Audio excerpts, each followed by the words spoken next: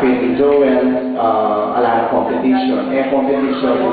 At saka niya sabi ni Phil Porta, get together mga let's get rid of knowing the status in life or knowing nung lumaki na lang, ano na lang, ganun. We all came here equally as a person, in terms of status in life. Forget about it nung manager ka man, nung nano ka man. Yung tatake, yung pantepan ko. Kasi ako objective tao mo kaya 68 Reunionin. Kaya I keep on telling this fellow na diyan lalaro kong i-contribute, they must come. Pero we failed, I failed. Pero at any rate, maswelo kaya maswelo because our, effort of organizing this talagang away ni kabayaran. Pero mas kaya siguro makuswelo nung detan taong asabi kang malati nakaratang na Kenny, ilang kaya katamong pera dolan. Kasi once na din tang Kenny, talagang we will magnify them and exalt them. Talagang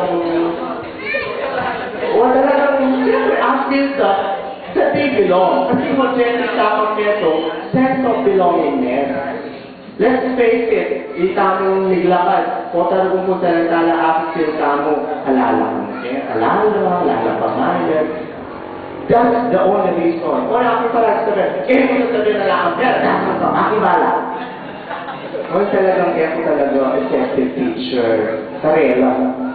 Kaya ulit talaga siguro yung teacher din ang alala na BS, nakarinig, whether they like it or not, siyang magkano mo dapat magdala, wala. Makalit sa sabihin na, pero alam mo, it's not point.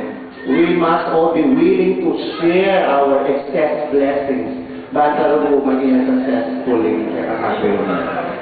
Secondly, niya may kaya, camaraderie ang po kay kami.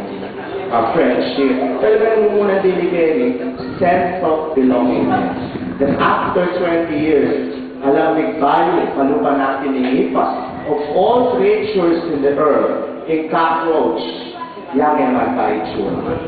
Living up to 200 years, in ipas makantaya pa rin itsura. Pero yung tao, is kung 50 years old siya ang magawa itsura.